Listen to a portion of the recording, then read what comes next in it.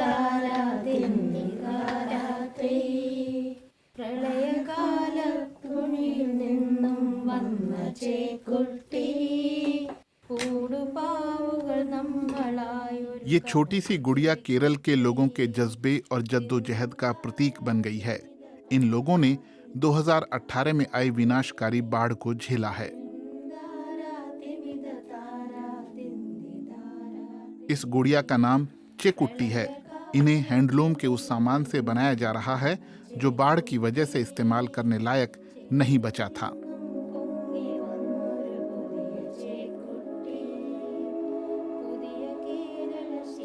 साफ करने के बावजूद कपड़ों पर धब्बे और निशान बचे रह जाते थे। इसमें उन दिनों के हर एक मलयाली का अक्स दिखता है। आप जहाँ भी जाते थे धब्बे और जख्म दिखते थे। अगस्त 2018 में केरल में विनाशकारी बाढ़ आई जिसमें 400 से ज्यादा लोगों की जान चली गई और 50 लाख लोगों के घर तबाह हुए। बहुत से लोगों की रोजी रोटी भी चली गई। पारंपरिक हैंडलूम की राजधानी कहे जाने वाले चेंडामंगलम के बुनकरों को लगभग 15 करोड़ रुपए का नुकसान हुआ। इसके चलते उनका काम धंधा चौपट हो गया। सारे उपकरण खराब हो गए। वे इस कदर टूट गए हैं कि हमें लगता है कि उन्हें ठीक करने का कोई तरीका नहीं है। सबसे पहले मैंने ही यहाँ आकर देखा कि क्या स्थिति है। मुझे याद है मैं सोच रही थी कि कपड़ा बुनने के हमारे दिन चले गए। हमें फिर से शुरुआत करनी होगी, जो संभव नहीं दिख रहा था। चेंडामंगलम के पारंपरिक हैंडलूमों में लगभग 500 कारीगर काम करते हैं। ये लोग पीढ़ियों से एक बहुत ही बारीक और दुर्लभ किस्म के सूती धागे से बुनाई करते आ रहे हैं जो आज भारत में मुश्किल से मिलता है।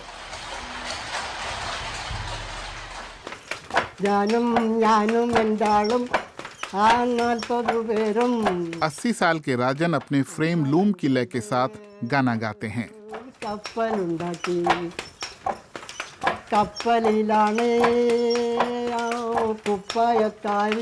अपनी पत्नी थंगा मानी के साथ मिलकर वो पारंपरिक कपड़ा चेंडामंगलम मुंडू बनाते हैं जो पूरी तरह इको फ्रेंडली है।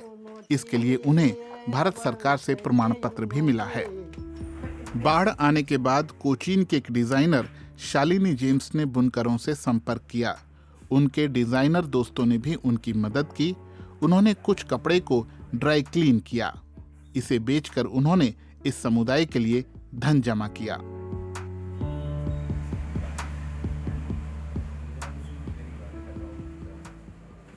समाज पर इसका ये असर हुआ कि उनका आत्मविश्वास बढ़ गया।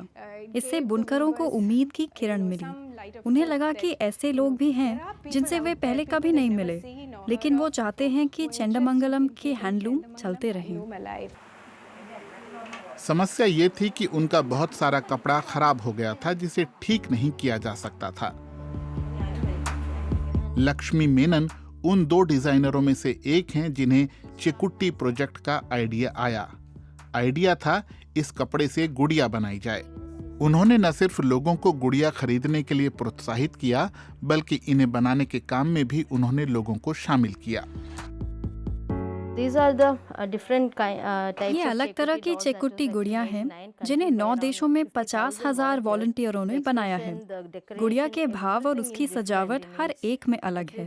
ये बात इन्हें और भी खास बनाती है। लोगों को लगा कि अगर वे एक चेकुट्टी गुड़िया बनाएंगे तो यह केरल को फिर से खड़ा करने में उनकी तरफ से एक ईंट होगी। और ये गुड़िया मूल कपड़े से कहीं ज्यादा मुनाफे वाली साबित हुई। चेंडामंगलम की नई साड़ी 1200 से 1500 रुपए में मिलती है और ऐसी एक साड़ी से आप 350 गुड़िया बना सकते हैं। हर गुड़िया की कीमत 25 रुपए है, तो एक साड़ी से आपको 9,000 रुपए मिलते हैं। जो साड़ी जलाई जानी थी उनमें से हर एक 9,000 दे रही है। चेकुट्टी गुड़िया के लिए योगदान देने वाली 5 में से एक सोसाइटी का बाढ़ में 20 लाख रुपए का कपड़ा बर्बाद हो गया।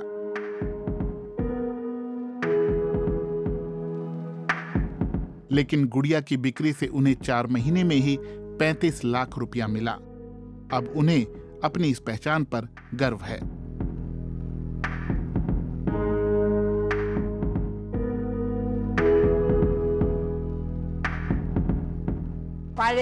लोग चंडमंगलम में बुनकर के तौर पर हमारे काम को जानते हैं, लेकिन अब चेकुट्टी की वजह से ज़्यादा लोग जानना चाहते हैं कि हम कौन हैं और क्या करते हैं।